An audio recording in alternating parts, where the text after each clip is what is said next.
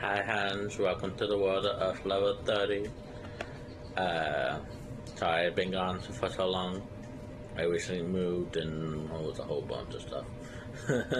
uh, if you haven't checked it out yet, I've created a Dear Diary series. Uh,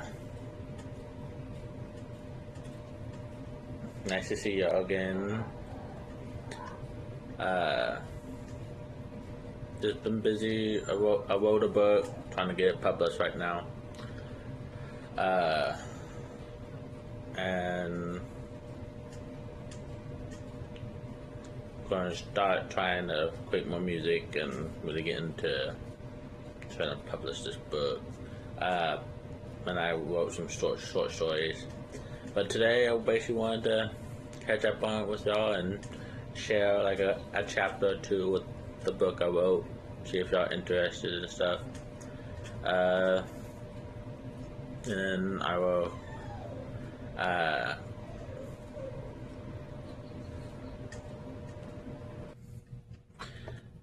then I will work on other stuff. But this is basically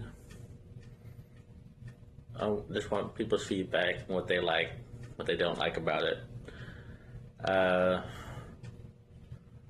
and I'll keep y'all informed. But this book I wrote, I'm writing a few.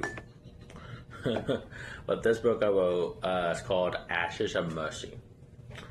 I found a method of writing without having writer's block. But I hope y'all like it. I will be reading it. Next month I will do a live stream. I'll basically let y'all know closer to it. And okay, let's get into this. Okay, Ashes of Mercy, Chapter 1, The Weight of Belief. I have it on my computer, so.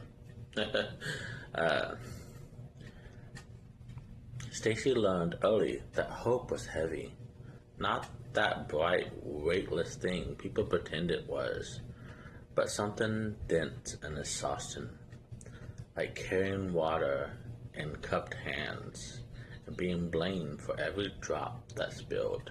Still, she carried it. She always did. The city woke before the sun, coughing itself alive with sirens, engines, arguments that began long before breakfast. From her apartment window, Stacy watched people hurry past one another as if kindness was something contagious they might catch by accident. She pressed her palm against the glass, whispered a quiet promise she made every morning. Today, I won't give up on you. She worked where most people didn't want to be. Community outreach, crisis response, medicine, the places where smiles were rare. The tempers were sharp enough to cut. Her co-workers said she was naive. Some said worse.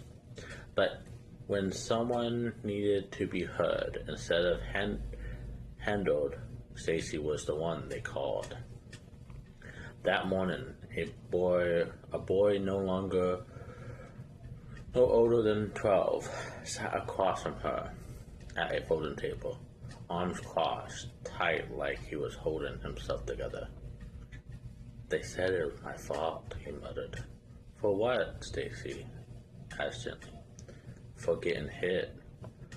Her jaw tightened, but her voice stayed soft. They were wrong. He didn't look convinced. Few ever did.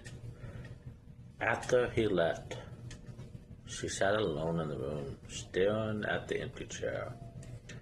Every story was different, but the shape of pain was always the same. People hurt people, then found reasons to pretend it was necessary. She wrote reports no one would read, filed complaints that vanished into systems assigned to absorb blame and produce nothing. Each time, she told herself, change was slow. Each time, it felt slower. That afternoon, she stood on a sidewalk, holding a sign that read, "People are worth saving." Cars sped past. Some drivers laughed. One threw a cup. A man shouted something about minding her own business. A woman slowed just enough to roll down her window. "You're wasting your time," she said, not unkindly. The world doesn't work like that. Stacy smiled anyway. It can. The woman drove off. By evening, exhaustion crept into her bones. Not physically. She was used to that, but something deeper. A fatigue of faith. She walked home through streets painted gold by the dying sunlight, stepping over trash, over flyers, promising things that would never come true. She passed a man arguing with a clerk, past a couple screaming at each other on the corner, past someone sleeping underneath a newspaper, ignored by everyone else. She stopped for the last one, kneeling down, offering what little cash she had left and a sandwich she planned to eat later. The man didn't wake. She left the food anyway. A drop of rain touched her cheek. By the time she reached the building, the sky had darkened. Clouds heavy and low, like they were pressing down on the city. Thunder roared somewhere far away. Stacy leaned against her door, keys in hand, hesitated. She couldn't explain why. Just a feeling like something was watching her, waiting. She shook it off. Fear was easy. Belief was harder. Inside, she collapsed on her couch, stared at the ceiling, listened to the rain, beginning its steady assault against the windows. She thought about the boy, the woman in the car, the man who hadn't woken. They're still good, she told herself. They just forgot. But the thought felt thinner than it used to. Outside, sirens wailed again, closer this time. Stacy closed her eyes. Somewhere deep in her chest, something cracked. Not loudly, not all at once, but enough to let doubt seep in. And doubt, unlike hope, did not ask permission to stay. There was the end of chapter 1. Chapter 2. Cracks in the Halo. The first betrayer was small. So small, in fact, Stacy almost excused it. A case file went missing. One she had spent weeks assembling. Names, dates, recorded statements, proof that a security company had beaten a man half to death and called it crowd control. When she asked her supervisor about it, he didn't meet her eyes. Funds on the line, he said.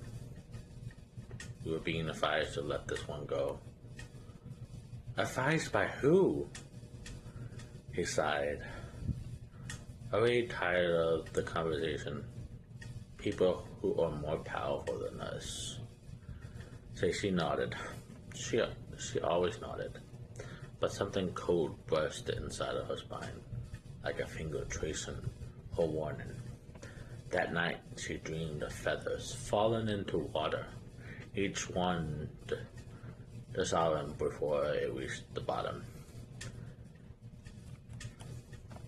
Oh, hold on. The second betrayal was louder. A protest turned violent after police arrived in riot gear. Stacy between raised batons and raised voices, shouting herself hoarse. "Stand down," she yelled. "There are children here." Someone shoved her aside. Someone else swung anyway. Later, the footage that aired only showed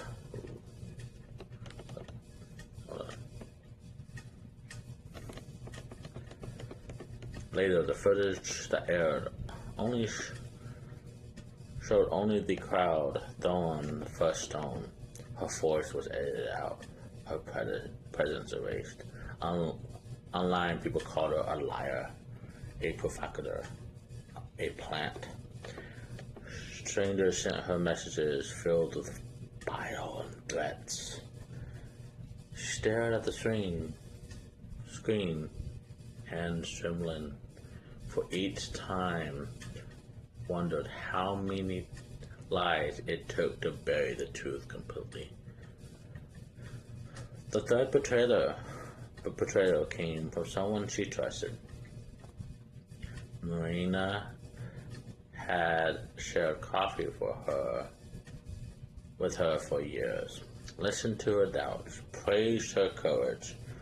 When Stacy confided that she felt watched, followed, Marina's smile tightened. "You should be careful what you say," she warned gently. "People might think you're unstable." The next day, Stacy was asked to submit to a mental wellness review.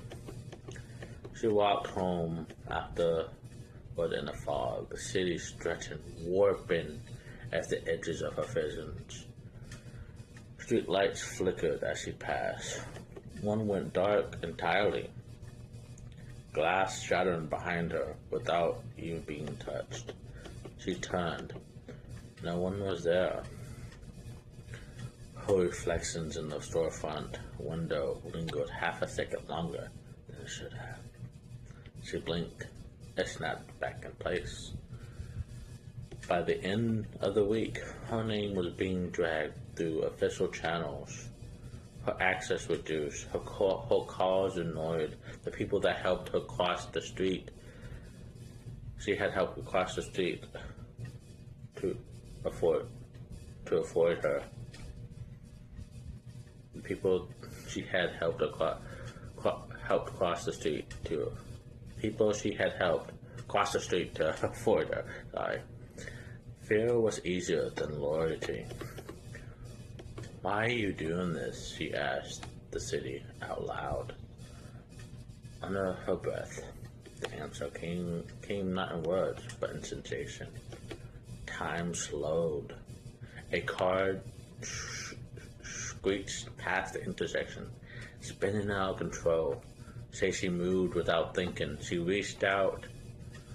The vehicle froze mid-impact, range suspended like glass beads in the air. Her heart thundered. She let go.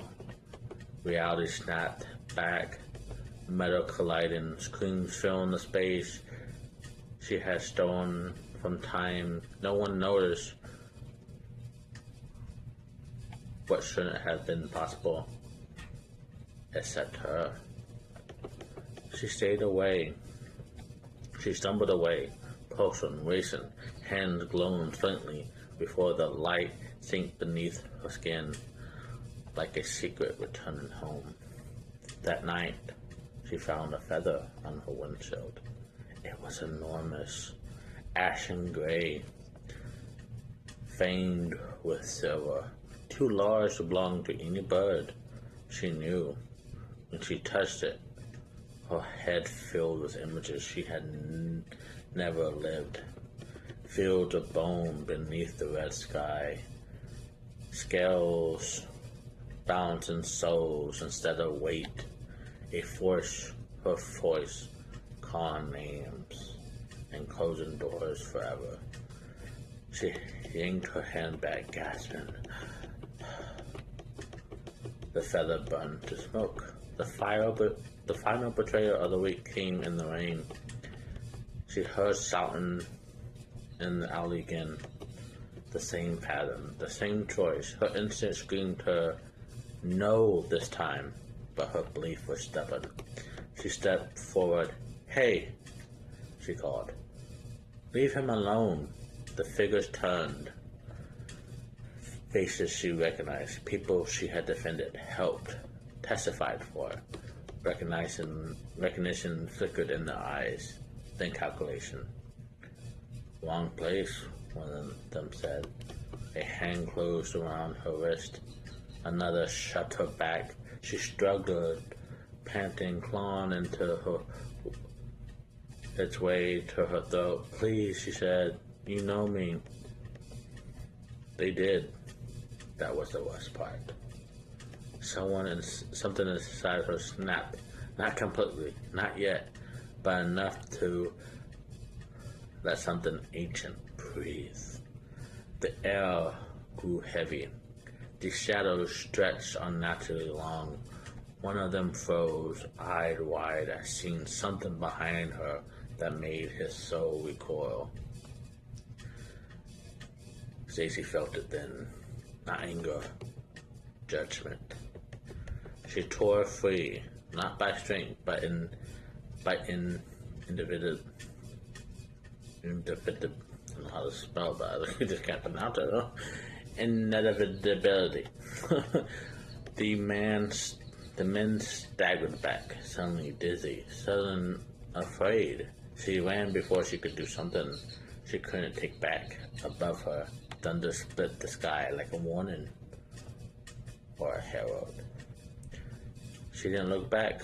Somewhere deep within her, an old name stirred, and death began to remember her face. That was in the chapter 2. I'm going to do one more chapter. I hope y'all enjoy it. Chapter 3. The Night of Blood and Rain. The rain came down like a verdict. It flooded the streets, filled the gutters with filth and memory, turned the city into a mirror of everything Stacy no longer wanted to see. She walked without direction, soaked through, her mind unraveling the last threads of the Nile.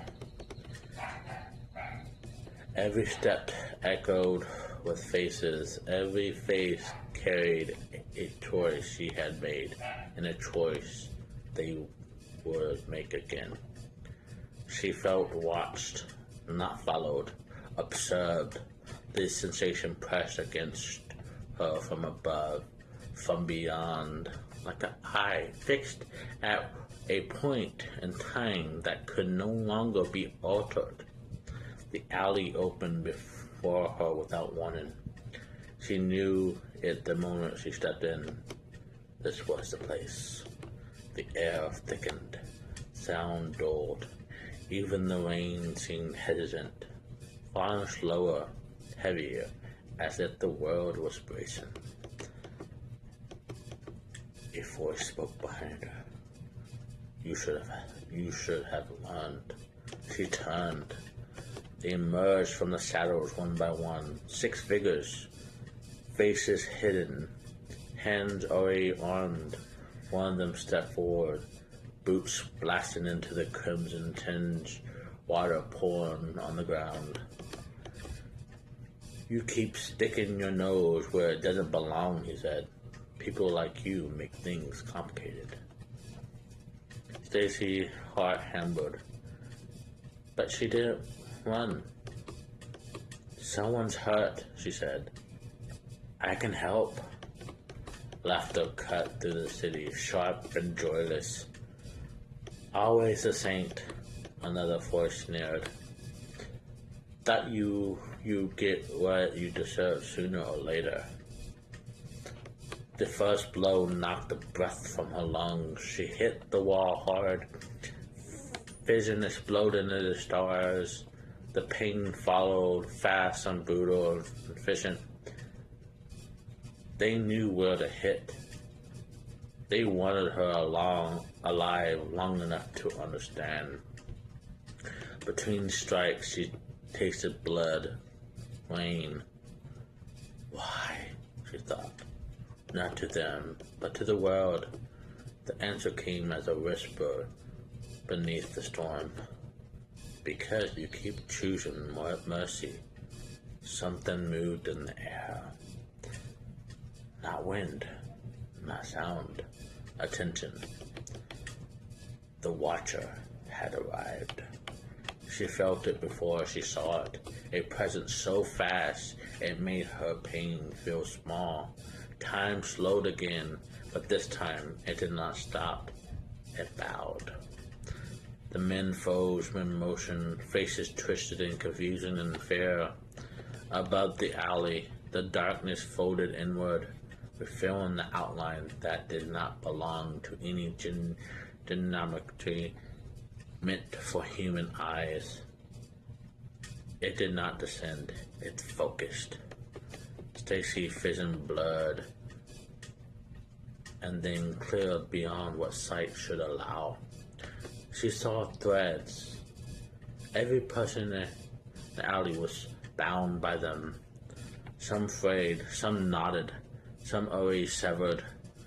She saw where they ended. One thread, hers, burned brighter than the rest. A force spoke into her ears, but into the shape, not into her ears, but into the shape of her soul. Stacy. Stacy knew that voice. She had heard it before. The world had a name. You, she asked. You left me here. I gave you a choice. Her body shook as another blow landed, but she barely felt it now. I believed them, she whispered. You knew what they were. I knew what you were. Memory flooded her. She remembered standing at the edge of existence, wings unbroken, blade clean, mercy measured and finite. She remembered refusing to end a world that begged for her one more chance. She remembered the Watcher's gaze upon her then, curious and conflicted. You asked to understand them. You asked to feel what they feel. You asked to believe. A blade pierced her side. Her breath left her in a wet, sudden gasp. She fell.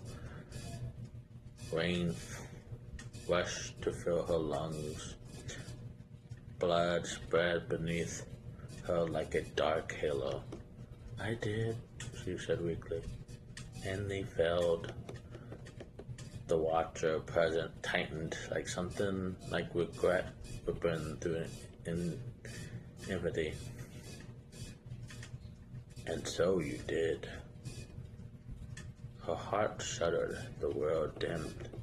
In the final second before death, the Watcher knelt, not physically, conceptually, lowering itself to her level.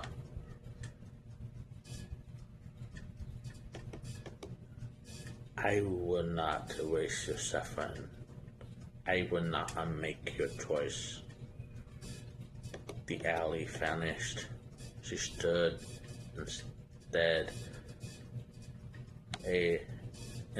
in a white expanse littered by fallen feathers, millions of them drifting like snow. Before she stood, the Watcher at last, not face, not body, but a constellation shaped like judgment, given form. You may die as human, or rise as what you were. Stacy didn't hesitate. They don't deserve mercy, she said. Then be mercy's end. Her heart stopped. The rain froze mid-fall. Every light in the city went out at once. A sound rolled across the world. Not thunder, not screaming, but the closing of an impossible door. Stacy rose. Her body reconstructed itself by memory instead of flesh. Wings tore free from her back in a storm of ash and silver. Her wound sealed, not healed, but dismissed. Her eyes burned with the weight of every ending she had ever delivered. The men staggered back, weeping, choking on terror like they had no language for her. She looked at them, not with anger, with finality. Above her, the Watcher withdrew, a task complete. I will watch, it said. You will judge. Stacy lifted her head, and death took its first breath on Earth. That's the end of chapter 3. Let me know what you like. Next week I can do a couple more chapters for y'all. If y'all like it, like and comment if you like it. Trying to get it published. I'm not gonna do all of them because gotta get the book, but I'm gonna try to get enough. But yeah, just let me know. Just wanted to put this out there. I think sometime this week I'll read my my short story. See if y'all like it too. Nice seeing y'all again. Thank y'all. And y'all, if I haven't seen before, I created a new series on my channel. It's called on TikTok and YouTube. It's called Dear Diaries. It's basically what I talked about on this part, but just go into detail. I will start do a live stream next month, like I said, and I will I